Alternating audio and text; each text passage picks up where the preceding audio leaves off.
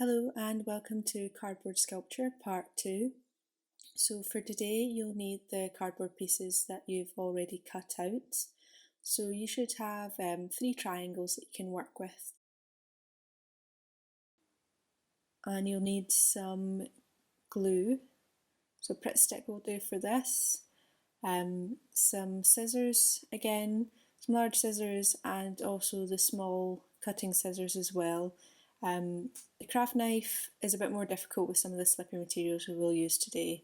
So what we're going to use are waste materials, so this can be crisp packets, popcorn, anything that you've got around, just make sure that it's clean. We've got a chocolate wrapper here as well.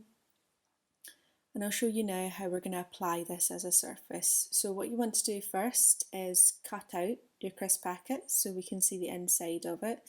Make sure this is clean as well. And then we're going to get our cardboard piece and we're going to glue that on to this crisp packet. So what we want to see is the shiny side on the outside, so the shiny side up, which will be the surface of your triangle.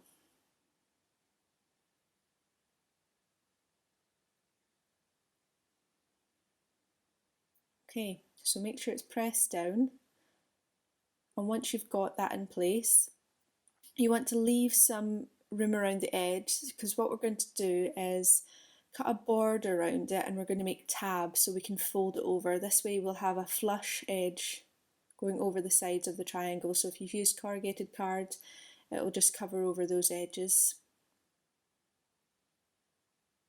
Okay, so we've got the main part cut out now. So what we're going to do is start cutting the tabs. So I'll cut across the top, along the bottom edges at an angle.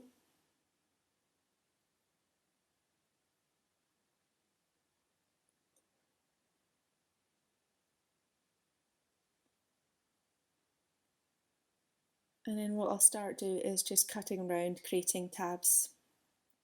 So the bottom's quite easy. Any time that you've got a cut out of the side of the triangle, you're going to want to create another tab there. So with these little curved edges, we're going to cut them quite close to the edge, and then what we'll do is cut small triangle tabs so we can fold that in as well. So I'll show you that in a second.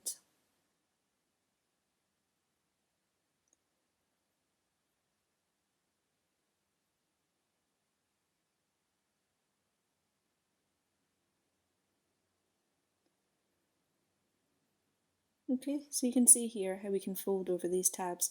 They can be trimmed afterwards as well if they're a little bit long. Okay, so now we go in and cut these little triangles. I'm cutting them to a fair size. You could cut them even smaller if you want to keep a really nice smooth curved edge.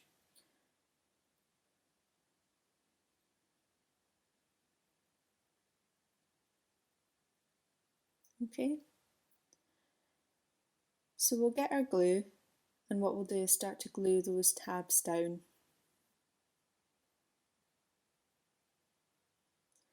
So again, with this Pritt stick is quite useful. You could use double-sided tape for this as well. PVA is going to be a little bit too slippy really.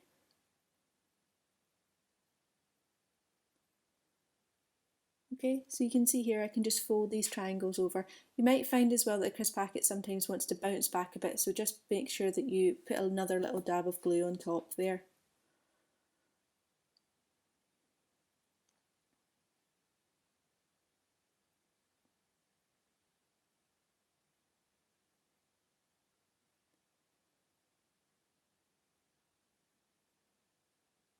Okay, so I just work my way around that, making sure all the tabs are nice and flat.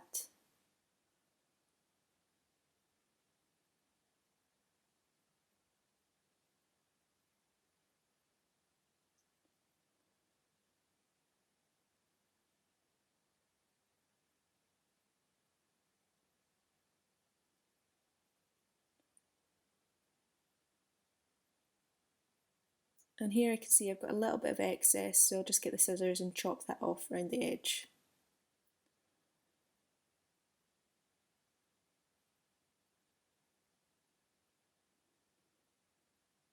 Again, I can check that there. There's a little bit still hanging over from the tab, so I'll just cut that off.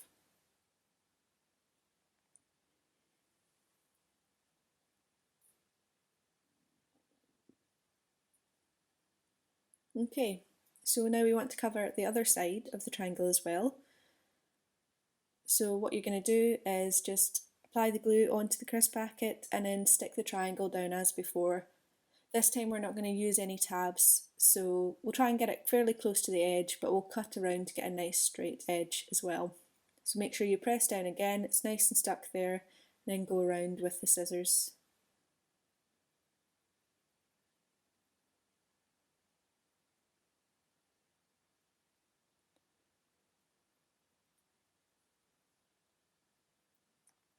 Okay, so here's one here we've got here. So I've still got those little semicircles at the side that I want to cut out, so what I'm going to use here is the little nail scissors to cut around that.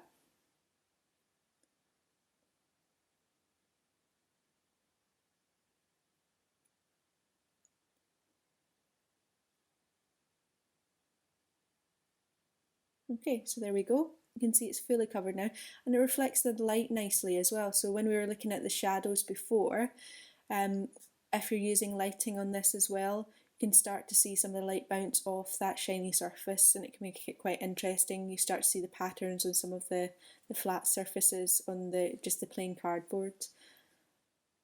Okay, so now I've got this gold wrapper, so same as before, slightly different behaviour with this material. It's a bit more like foil.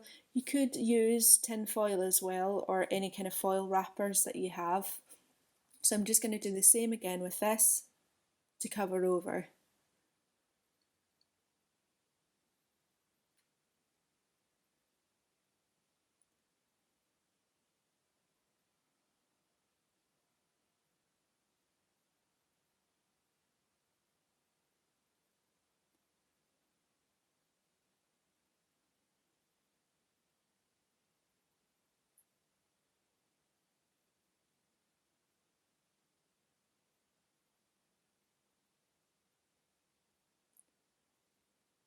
Okay, so now we've got a gold triangle. And again, what we're going to do is do the same as before, just cover over the other side. So here you can see the one with the crisp packet, one with the gold. They look slightly different from each other. But we can use these materials in other ways. So I'm going to show you one method here of creating a different surface texture. So this is what I would call fringing. So what we're going to do is cut some strips from this paper foil, and I'm just going to attach it onto this square here just now just to show you how to do it.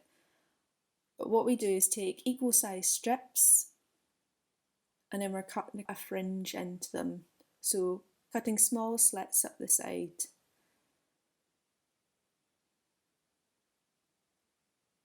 Okay, so once I've got it cut to size, this is where I'm going to start cutting the fringes into it. So you can see here, I'm not going to go all the way up because you don't want to cut all the way through.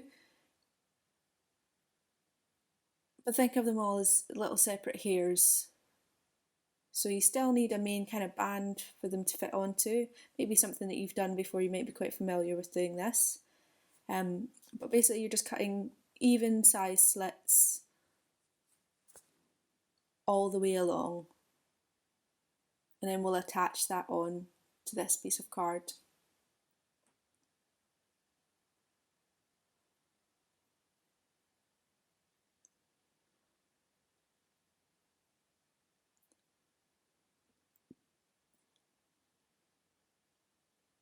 Okay, so with this what you'll do is you'll build up layers, so you'll get a fringe effect all the way up the square. Okay, so you end up with something like this. So you can see here you can fringe it all the way up, and it directs the light differently. So this is what's quite interesting in doing it with this kind of foil, is that you see the light plays differently. So we could try this again on one of the triangles, and we could try it with the holes. What I found with trying to use the fringing on the triangles with the holes is that it can be a little bit tricky getting around the edges there. You end up with some small pieces hanging off the edge. So what I have done is try it on another triangle without any holes in it. So you can just use this one to pierce through the other holes, like this example here. so it just provides a different kind of texture. And of course you can use paints if you like to. Again, this is a piece outside, you can see a bit of the reflection from the tin foil there as well. So you can try out different materials on it, different paints, have a bit of fun with it.